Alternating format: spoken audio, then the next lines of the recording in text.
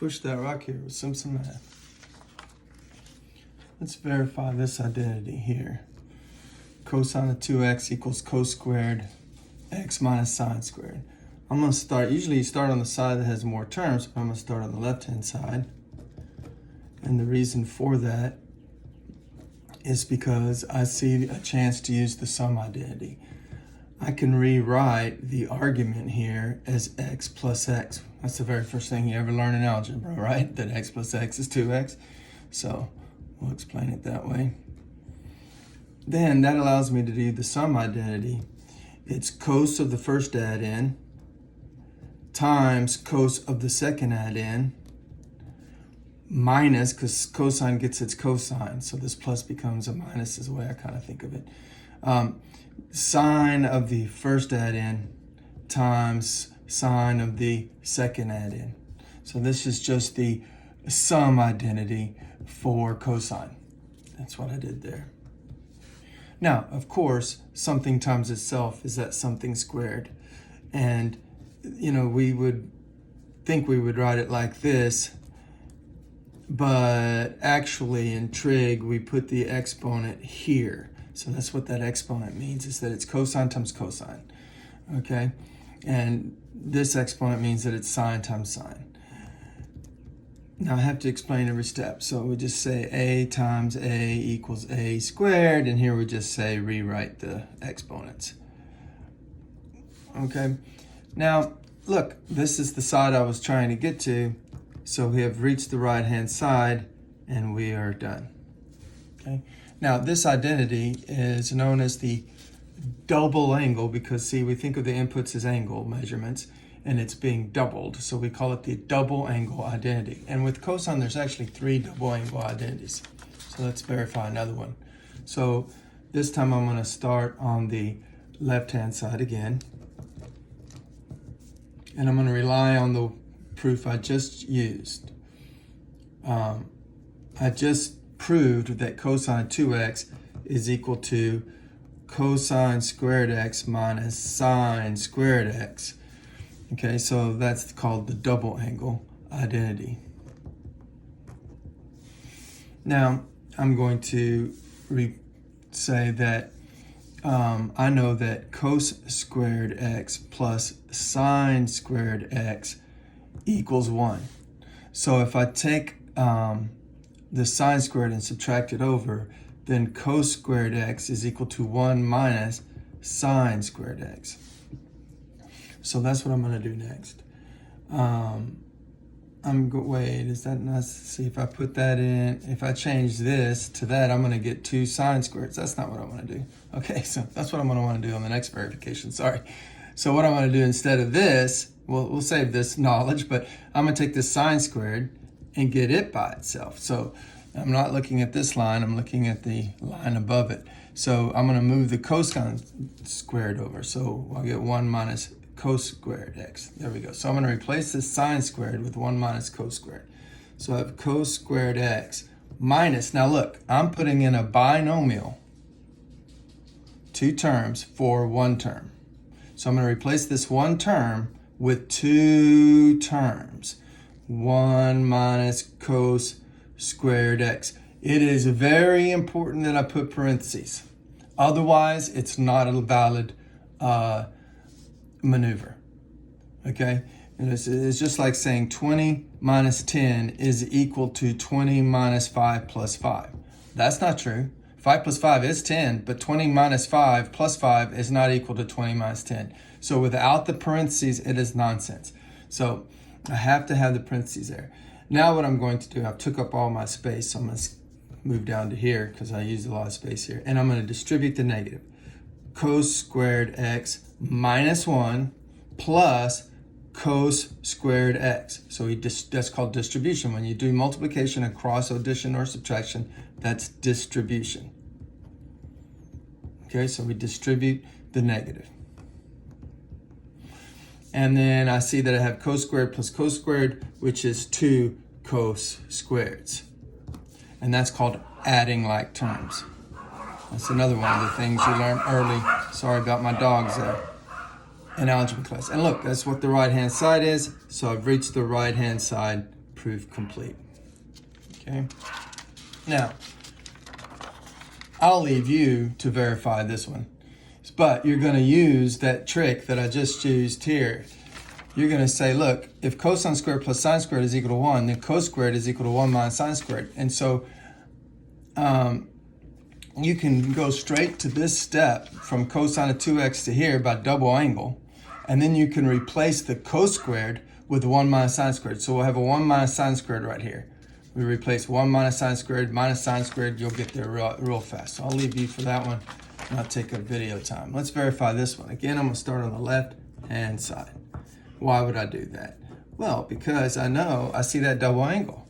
And the very first thing I can do is turn it into sine of the argument over cos of the argument. So the argument's 2x, so I have sine 2x over cos 2x, and this is quotient identity. Then I use double angle up top. Well, the double angle for sine is 2 sine x cos x. We proved that in week 13, or in the previous week. Get my week's numbers messed up, but in the previous week we proved that. So that's called the double angle for sine. That sine of 2x is equal to 2 sine x cosine x. Then this down here,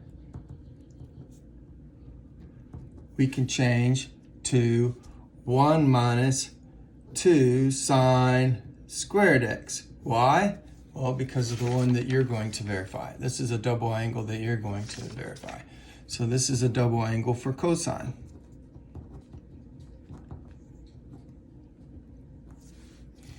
Now, I'm going to multiply the numerator by 1 over cos squared x. And I'm going to multiply the denominator by 1 over cos squared x. So the numerator is 2 sine x cos x. The denominator is a binomial. So the parenthesis up here wasn't that important, but the parenthesis down below is important. Because when you multiply a monomial by a binomial, you have to distribute, okay? So the parentheses are important here, not so much here. I mean, this is just, so I'm going to run out of room on this proof, but this is just 2 sine x cos x over the cos squared x in the numerator, okay? So what about down here? Well, you get this times this, so I get the 1 over, well, that's no good.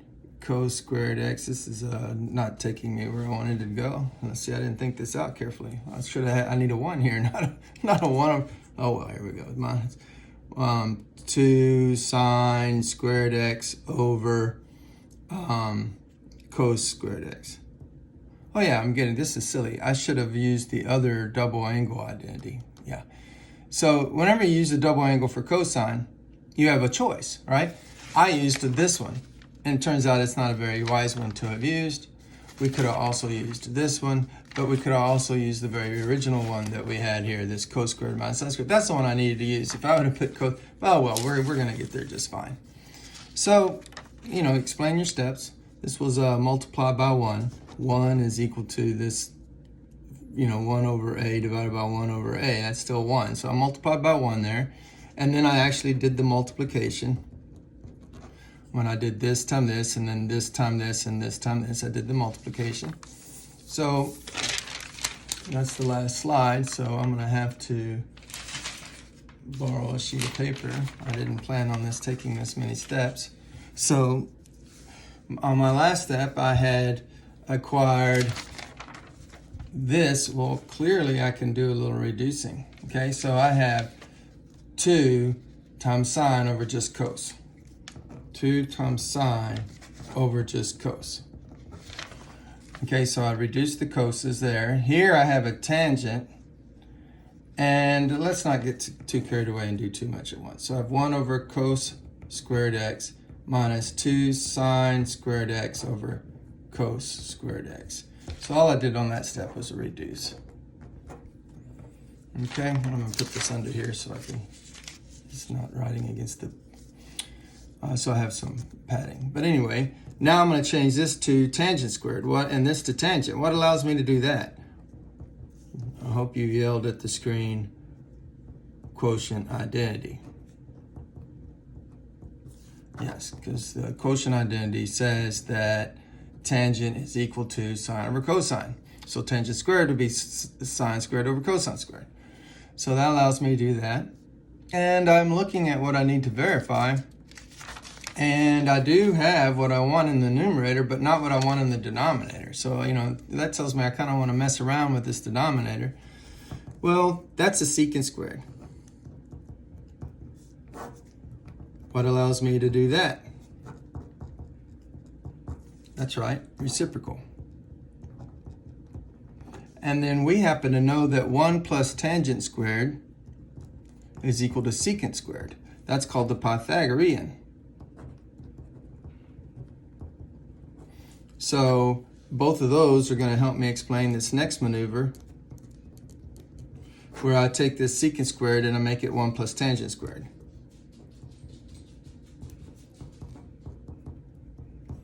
Oh, okay. And then I have a tangent squared and a negative tangent squared. So when I combine like terms or subtract, that gives me 1 minus tangent squared in the bottom, because of course a minus 2a is equal to negative a. And in the numerator I still have 2 tan x. And this is exactly what I was trying to get over on the right hand side of the proof. So I verified it. All right, so now we're ready for the last slide. So here are the double angles. And I left you to, we proved this one last week. We proved both of these in this case. I outlined for you how to prove this one. Verify this one right here, that cosine of 2x. These all are cosine of 2x. The cosine of 2x is 1 minus 2 sine squared x. And then I just did this one rather convolutedly. It took me more steps than I needed to, but that's okay. We just proved this. So here are your double angle identities. Math made simple. Simpson Math.